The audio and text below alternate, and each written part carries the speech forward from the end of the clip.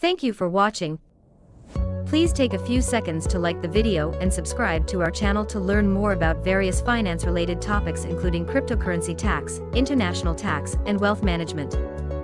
The Section 85 rollover procedure allows taxpayers to transfer assets from themselves to a private corporation when they have started a small business and own it.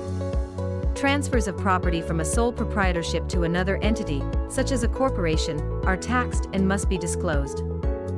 This includes income and any gains from the transaction. The CRA would point out that the assets had value, substantial value, and might have been worth $100,000. Section 85 of the Income Tax Act was introduced to penalize business owners who switch from a sole proprietorship to a corporation, forcing them to pay taxes on the $100,000 in revenue. Section 85 rollover allows an entrepreneur to transfer property owned by a sole proprietorship into a corporation without incurring any taxable gain. Converting a sole proprietorship into a corporation is important, but only if it has a high worth. To decide if you need a Section 85 rollover, contact Tax Partners by email at info@taxpartners.ca or visit our website at www.taxpartners.ca.